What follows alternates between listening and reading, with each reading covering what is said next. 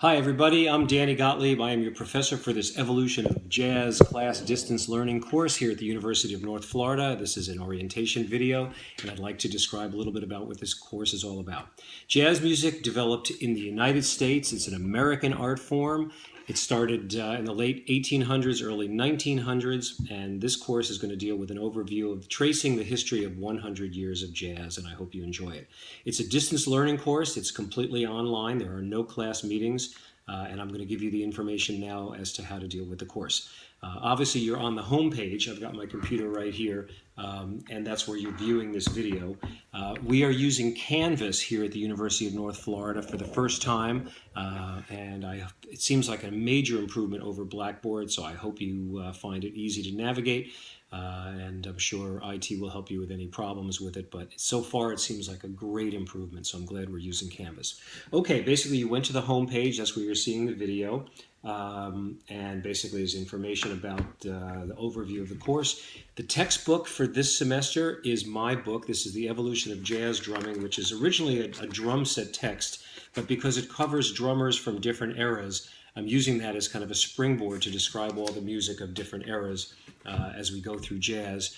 And if you decide to take the Evolution of Jazz 2 course, that's the same textbook for that, which would be the follow-up course, so you don't have to get a second textbook. So basically go on the computer and go to where it says Start Here, and you'll see for the beginning a course overview. Let's get started, a student orientation quiz, and an introduce yourself. That's where you start. And basically, you read all of this information, the course overview, and the student orientation link here is a quiz. It's an easy quiz. It's like, what's the name of the course? How many points do you need for this? Do you get for this assignment? What day is it due? You just look at the course schedule and you can answer the questions. And when you complete the student orientation course with a 100%, then the course opens and you can start the course. So it's basically just an orientation, and you do get points for taking the test. And there's also an introduce yourself section here in the very beginning. So basically follow that and you get points for that as well.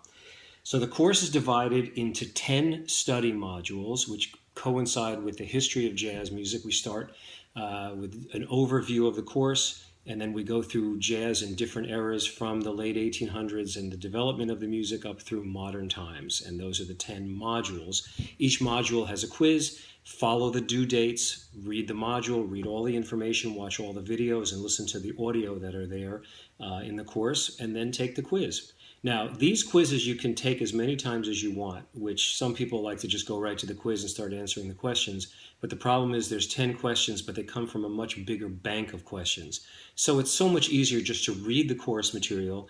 I've got notes in each module that say, notes for quiz. I'm basing the quizzes on everything I'm giving you. And sometimes I give you the answer like, note, Dizzy Gillespie played the trumpet.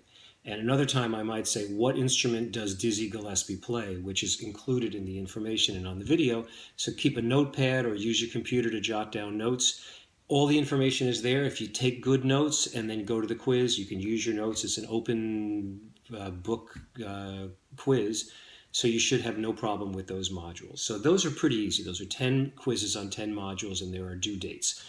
The other assignments for the course, let's see. I've got a couple of other tests which we're instituting called critical thinking tests. And they're basically answers that you wouldn't be able to find in the course, and you have to think about it a little bit. And we're not making the point value outrageous, but it's something that you're supposed to use your brain based on the information you studied in the course. It's a little more involved just in terms of ideas. It's not a factual question. It's kind of an opinion question. Based on this, what do you think about this? And there's 4 of those questions in the course, and they come up at certain days. And in addition to those module quizzes and those critical thinking quizzes, we've got some assignments that you have to do. And basically, I'm offering you the chance to pick 2 of 4 possible assignments, and they have due dates. And here are the possible assignments. One is you pick a YouTube jazz video of 1 full song and do a review. Basically, it's kind of the way that I've laid out the course because you've been watching videos all along. So pick an artist that you like and then explain as the instructions say, why did you like the video, and just give a review about it. So that's assignment number 1, and there's a specific due date. You have to look at the due date and get the assignment in. The second possible assignment is to go. We have some, during the semester, we have some on-campus jazz concerts. Some of them are free, some of them there's an $8 student charge. I've listed all of the possible concerts. Attend a concert and write a review. And to me, that's the best part of the course because you get to hear some live music. But that's the second possible assignment. The third possible assignment is to make a fictitious jazz band of the musicians you like from the course, but picking a different musician from a different era. Basically, a minimum of 4 musicians and one from, let's say, the swing era, and one from the jazz fusion, which is like rock jazz era, and maybe one from smooth jazz, and maybe one from early Dixieland, or like I said, the swing era. Or the bebop era. These are all described in the course, but you pick a minimum of 4 musicians to form a band, each one from a different era of jazz. And for example, Louis Armstrong, who we know is the great Dixieland trumpet player, he had a very long career, which kind of transcended through all the different eras of jazz, but he stuck mainly to Dixieland type of playing. So he would be a representative of that era. And Kenny G, for example, would be a representative of smooth jazz. So you'd pick Kenny G. So that's the third assignment. And then the fourth assignment is kind of a special one for me. There's a family friend of mine named Jack Kleinsinger who just turned 80, who lives in New York City, and he's a jazz concert promoter. He's a lawyer by trade. But back in 1973, he started producing his own version of jazz concerts and called it Jack Kleinsinger's Highlights in Jazz. And he has featured some of the greatest names in jazz history: Dizzy Gillespie, Buddy Rich, and he's produced over 320 concerts. Several years ago, he's been a friend of mine forever, and I play the drums, which I'll explain as the course goes on. I actually played on a couple of his concerts, and he's kept tapes of every single concert, or had been keeping tapes in his apartment in New York. Many of them on cassette and in various states of disarray and covered in dust. And I was able to get a grant through the foundation at the University of North Florida to copy all of his concert tapes and store it in our Carpenter library. I think it's the greatest collection of live jazz in the world, and we're lucky enough to have it here. We haven't really publicized it that way yet, but we're still getting it together, and I've copied all of his concert tapes, and you can find a lot of them if you go to UNF Digital Commons Jazz Archive Kleinsinger, and you can see them all listed, and I've also copied his programs. Anyway, there's only one video of one concert, which is a tribute to Charlie Parker, which took place somewhere in the 70s. And the video's on YouTube, and we do have it here at UNF. The fourth assignment is to watch the 2-hour concert and write a review. And I've got some specific things to look for in that. So you have to pick 2 of those 4 assignments and note the due days, and that's the course. So it's up to you to pick which 2 you want: the live concert, the Kleinsinger assignment, the YouTube video, or make your own jazz band.